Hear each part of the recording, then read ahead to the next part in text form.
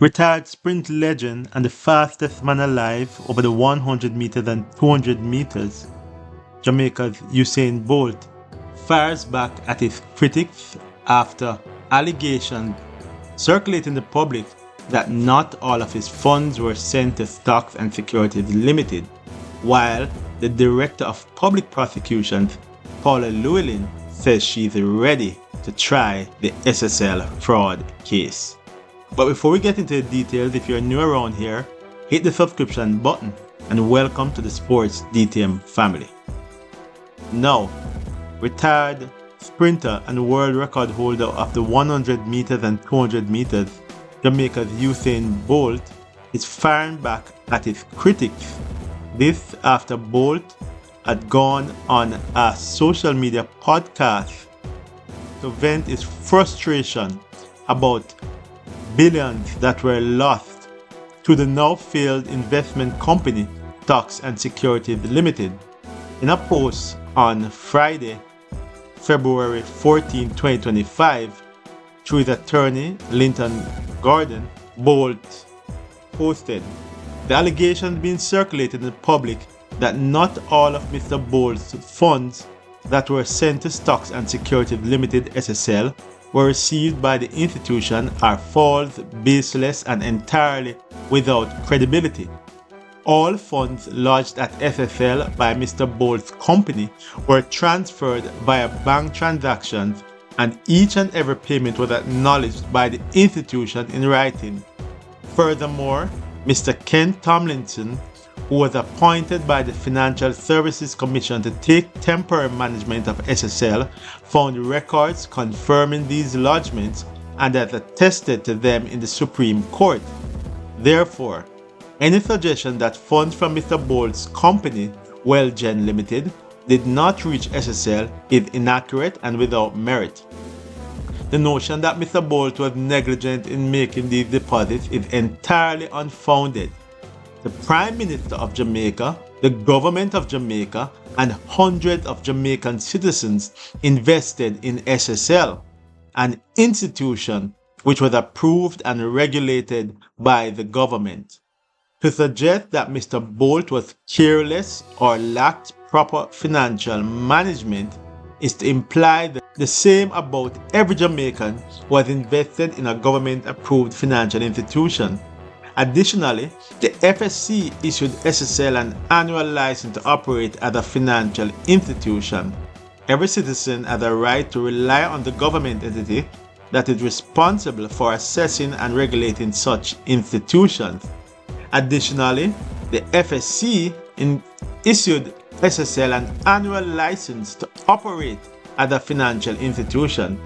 Every citizen has the right to rely on the government entity that is responsible for assessing and regulating such institutions. Gordon went on to state that there now appears to be an organized effort to shift blame onto the Honorable Usain Bolt for his loss, when he is guilty of nothing more than investing in the country that he loves. This is a textbook case of victim blaming, and it appears to be an attempt to absolve the government of its failure to protect the public and those defrauded by SSL.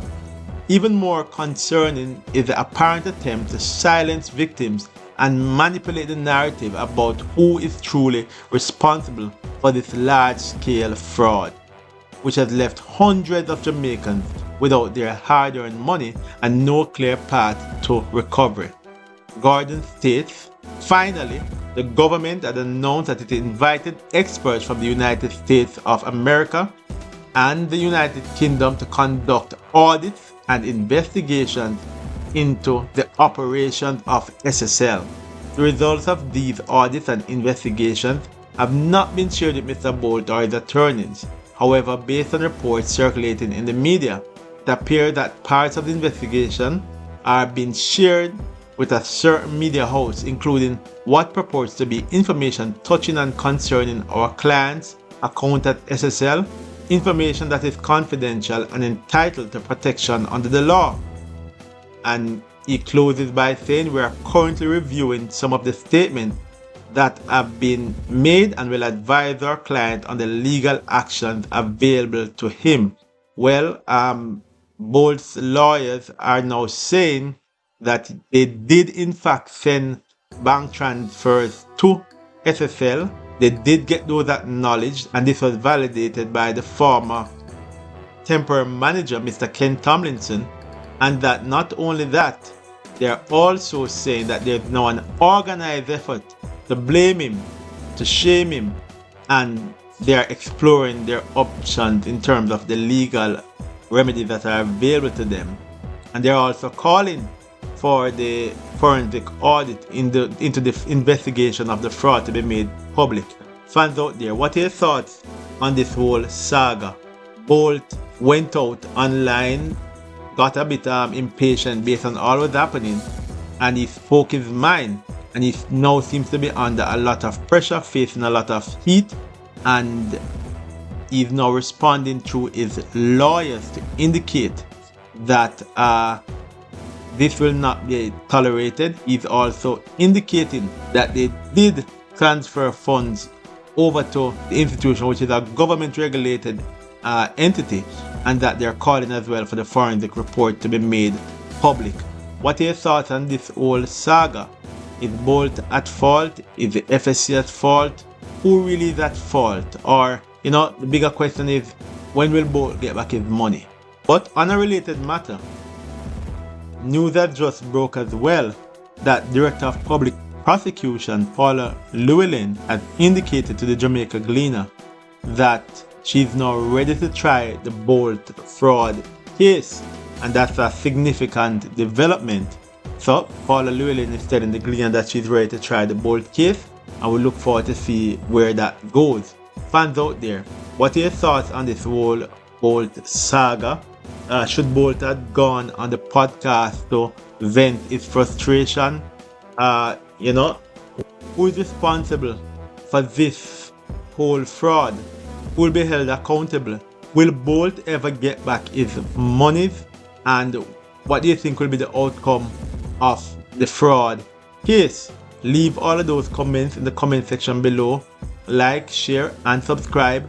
And don't forget to tell a friend to tell all of their friends to come and join the Sports DTM family. This has been another episode of Sports Down the Middle. Be blessed.